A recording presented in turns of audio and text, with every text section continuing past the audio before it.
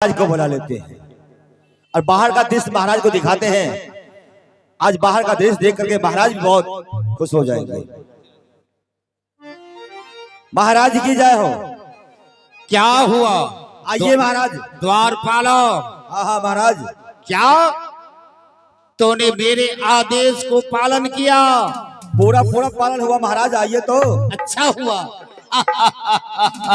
तूने अरे आज तो मैं देखता हूँ कि अपने मगध राज में इतना जोरों से बारिश हुआ है कि आमी नदी जलमग्न हो गया है। बिल्कुल हो गया महाराज। द्वारपालो महाराज आज तो बड़ी खुशी की बात है कि आज इतना जोरों से बारिश हुआ है। स्थान ग्रहण कीजिए महाराज। द्वारपालो महाराज ये बारिश हुआ कैसे? महाराज ये बारिश को साधु बाबा कहने से हुआ है। क्या एक संत को आने से हुआ है? ओह महाराज। बस बस बस द्वारपालो तुम जानते हो कि मैं साधु संत को मैं देखने के लिए नहीं चाहता हूं, क्योंकि वो एक ढोंगी और पाखंडी है। जिस संत को तुम इतना बड़ाई करते हो द्वारपालो, क्या उस संत को आने से ये बारिश हुआ है? हो महाराज। बस क्योंकि तूने इस मगध राज में साधु संत पंडा पुजारी जोगी जपी तपी सन्यासियों को पकड़ पकड़ करके लाते थे और मैं बस उनसे एक सवाल यही करता कि आप लोग उस मालिक को गुणगान करते हो, उस परमात्मा को जब तप में रहते हो तो आप लोग अपने शक्ति के बल से, अपने भक्तियों के बल से इस मगध राज में बारिश बरसाओ। जो बारिश नहीं बरसाते मैं उसे कैद खाने में मैं बंद कर देता था। ये द्वारपालो महाराज आज सारे कैद खाने भी साधु संत पंडा पुजारी से भरा हुआ है। हाँ बिल्कुल भरा हुआ है महाराज। और तूने उस संत को नाम लेते हो? महाराज क्या आप तो हमें ड्यूटी ही दे दिया कि जाओ जो भी मेरे पकड़ पकड़ के ले आओ। क्यों नहीं? इसलिए ना कैद खाना हाउसफुल हो गया महाराज। और उसी तरह आज भी निकले थे हम लोग साधु संत को ढूंढने। अच्छा तो यहाँ से जाते जाते चले गए महाराज आमी नदी तट पर। आओ आमी नदी के तट पे। हाँ महाराज। बोलो। लेकिन जैसे वहां पहुंचे महाराज जोरों का हवा चलने लग गया, बिजली चमकने लग गया, बादल गरजने लग गया। अच्छा मूसलाधार बारिश शुरू हो गया महाराज। वहां से जब कुछ आगे गए तो उसी तट पर मैंने देखा कुछ साधुगण को आंख बंद करके ध्यान में बैठे हुए थे। आओ उस आमी नदी को तट पे। तब लेकिन महाराज आश्चर्य तो मुझे तब हुआ जब मैं साधु बाबा के पास पहुंचा और वहां का दृश्य देखा। तो देखकर मुझे बहुत आश्चर्य हुआ महाराज। क्या महाराज मैंने देखा कि जितना दूर साधु बाबा बैठे हुए थे, महाराज बदन की बात छोड़िए, जितना दूर संत बाबा साधु बाबा का आसन लगा हुआ था महाराज, एक भी बारिश का बूंद आसन पर नहीं गिरा था। क्या? जबकि ऊपर कोई पेड़ पौधा भी नहीं था महाराज। जितना दूर वो संत बैठा था उतना दूर एक बूंद पानी नहीं गिरा था। बिल्कुल नहीं गिरा था महाराज, एक को बूंद नहीं गिरा। द्वारपालो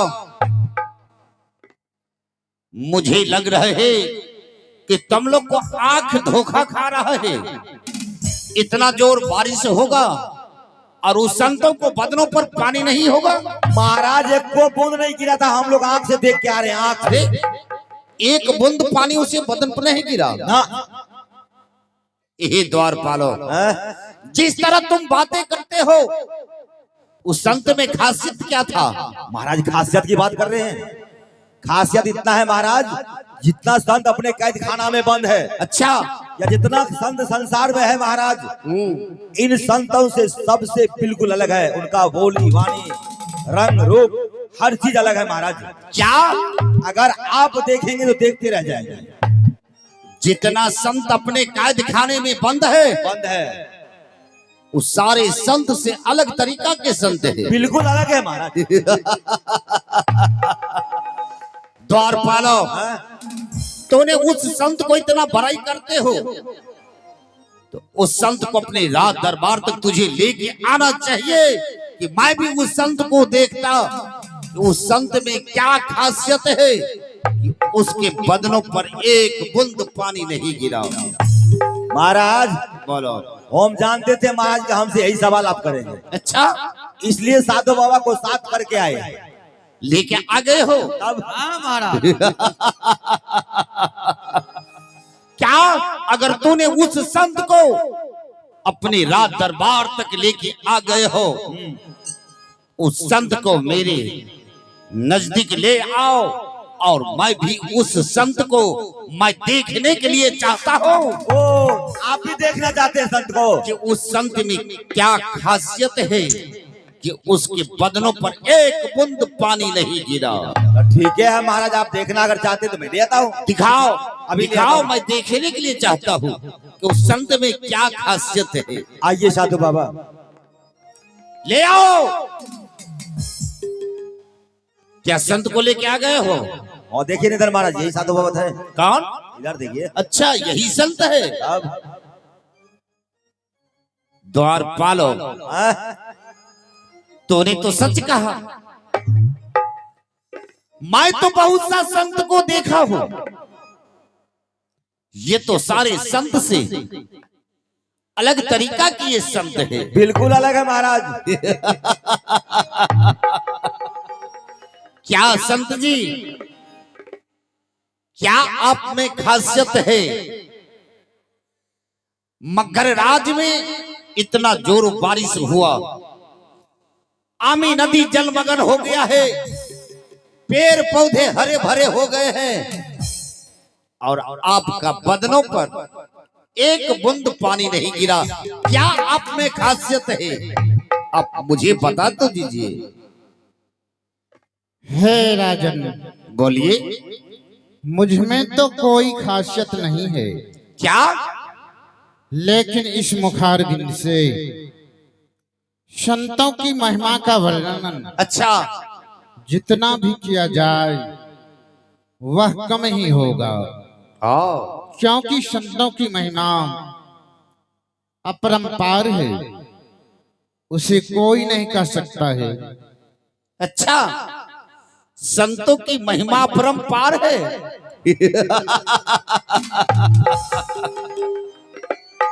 संत जी, अगर संतों की महिमा अपरंपार है तो आप मुझे इतना बताइए, इस मगर राज में 12 बरस से बारिश क्यों नहीं हो रहा था और आज इतना जोरों से हुआ है? इसके बारे में तो आप मुझे बता दीजिए।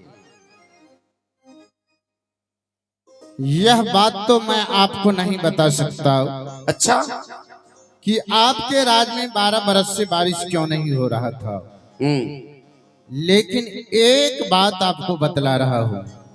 बोलिए। कि इस राज के राजा होने के नाते आपने कोई शुभ कर्म किया होगा, जिसके पुण्य प्रताप से ये बारिश हुई है। द्वारपालो महाराज, सुना तुम लोग? ये संत को कहना हुआ, इस राज के राजा होने के नाते कोई शुभ कर्म, अच्छा कर्म किए हैं, इसीलिए बारिश हुआ है। महाराज साधु बाबा कौन सा सत्य बोले हैं महाराज? जो काम किया आप सुबह शुरू किए, आज तक कोई अशुभ काम किए हैं? ये बात तो सच है। अब ये द्वारपालो, ये संत की बातों से ये मेरा आत्मा खुश हो गया। इस संत को आदर पूर्वक के साथ यहां से तुम ले जाओ रंग महल। रंग महल में महारानी कमलावती होगी, महारानी को तुम कहना इस संत को अच्छा से भोजन करा देने के लिए, वस्त्र देने के लिए, चलने वक्त कुछ शान मुद्राएं दान दे करके और अपने रंग महलों से इस संत को विदा करे। ठीक है महाराज, जाओ, ले जाओ आदर पूर्वक के साथ। चलिए साधु बाबा। ले जाओ।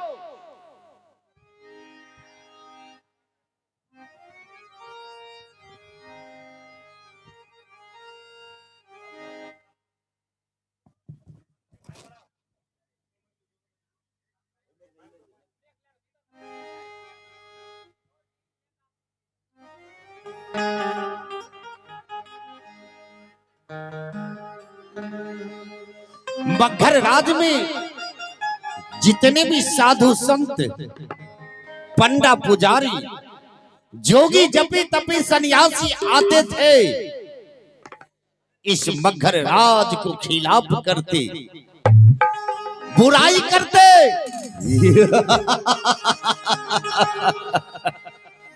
मैंने सबको कैद खाने में मैं बंद कर दिया हूं, और ये संत को वाणियों से, इस संत की विचारों से मेरा आत्मा खुश हो गया। मैंने इसे रंग महल में भेज दिया हूं।